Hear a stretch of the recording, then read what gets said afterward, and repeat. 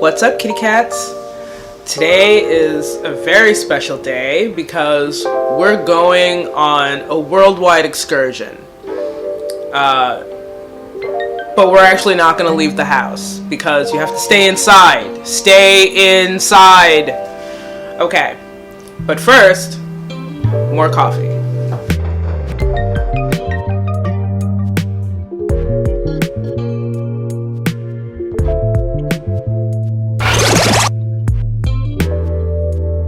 Last year, we went on an excursion through In Dreams Awake by Kathy Ruttenberg, and that was really fun, and I got a lot of good feedback on that.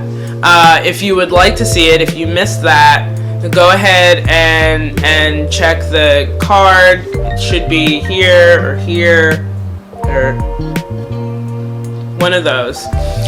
And today we're going on an excursion of the digital variety.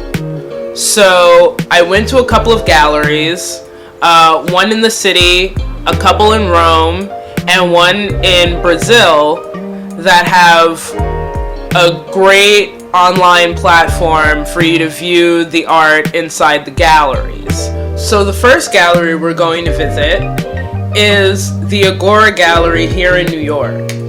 It's on 25th Street, and what I like about their virtual gallery is that they update it just about every couple of weeks, and you can view a virtual collection from now until 2017, which is amazing to me. That means that you don't even have to leave your house.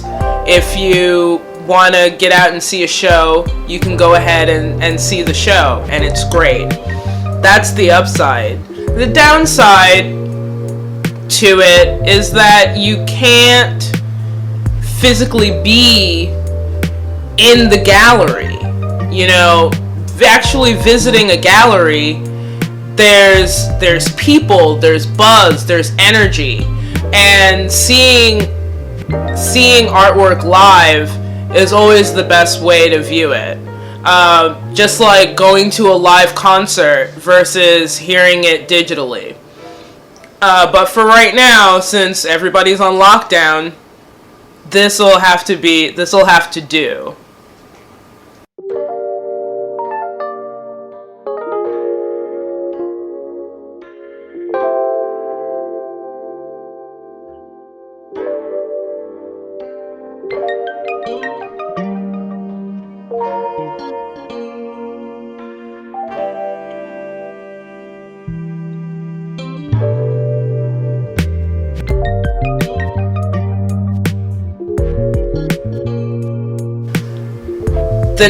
The next museum we're going to visit is the Arapacis in Rome, Italy.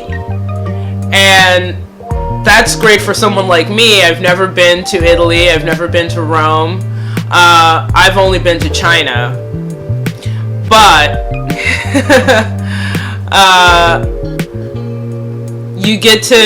they have a very good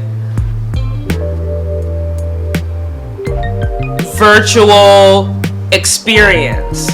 You can travel through the floors, and it takes a little bit of a learning curve, but you can navigate through the museum as if it were Google Maps, and that's great. I think that for someone who can't get out to the museums, it's actually a really great experience.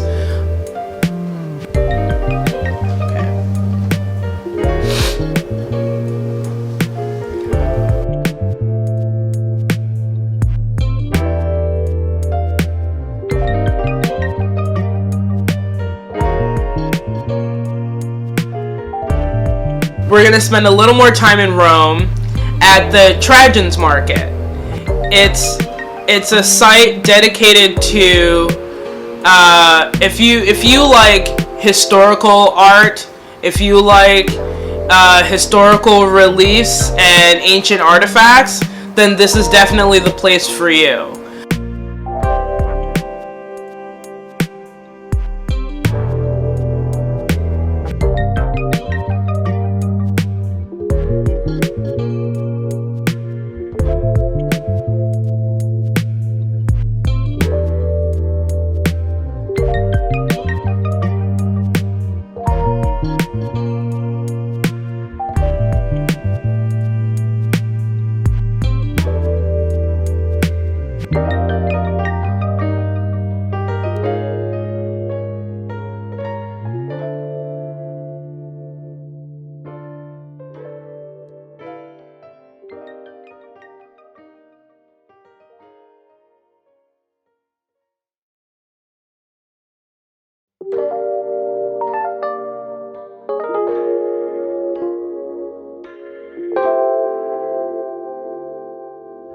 The next site is also in Rome, and it's the Capitoline Museums.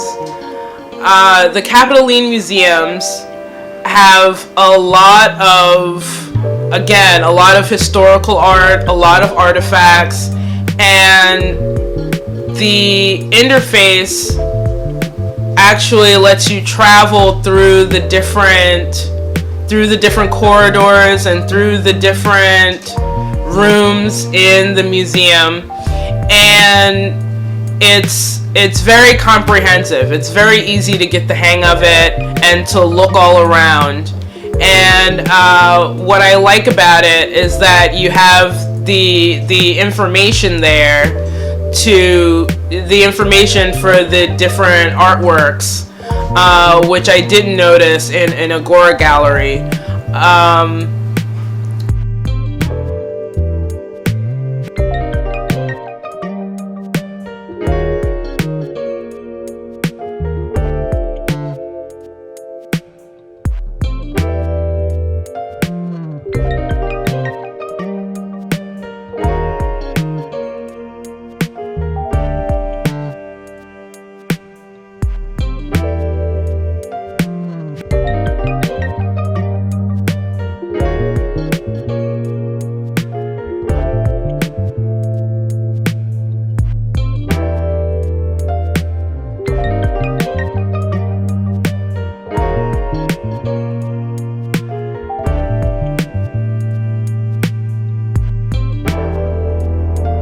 Our next site is the MASP in Sao Paulo, Brazil.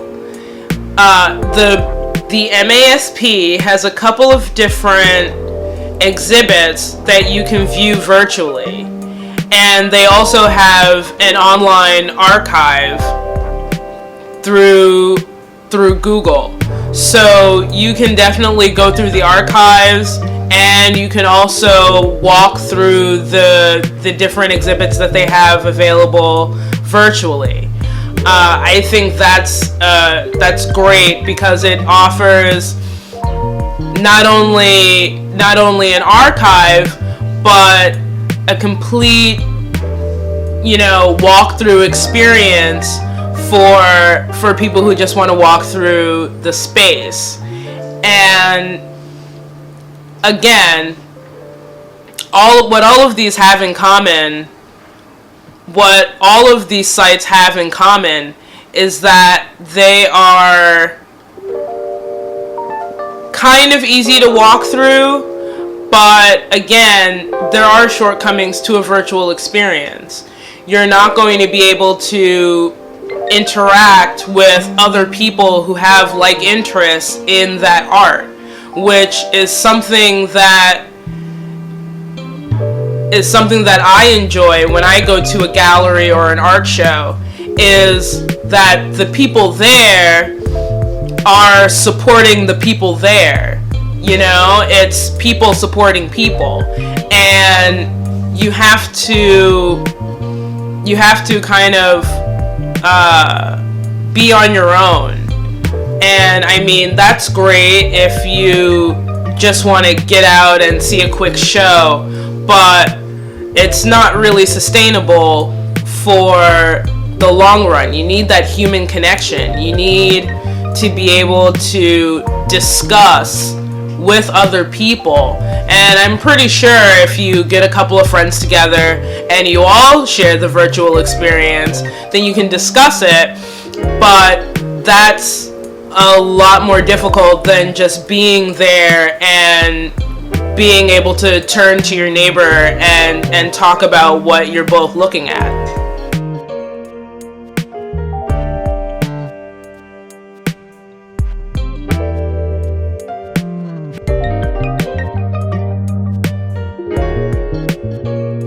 What I do like about the virtual experience is that you can visit cities that you've never been able to travel to before. Like, I've never been able to travel to Italy, and probably won't be able to for quite a while, but I've been able to see some of the sites already and see some of the sites in Rome. So that's definitely a plus. And you also get to interact with another culture.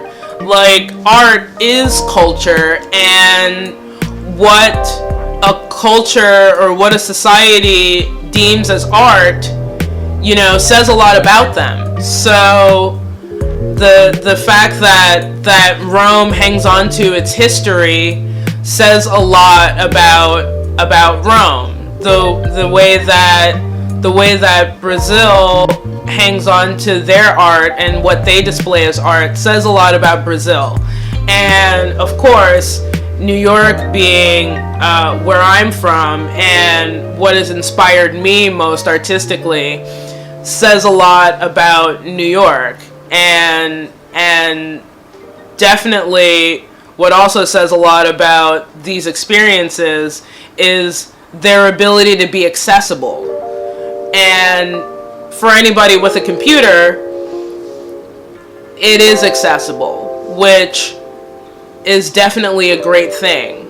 Alright, well, this was fun. I hope you guys had fun with me and our digital journey through Italy and Sao Paulo and New York. And I will definitely try this again. I think that discovering more virtual sites and discovering more activities to do online would definitely help us as a community. And it'll definitely help us to stay inside without going crazy or having cabin fever. So until next time, peace out, kitty cats.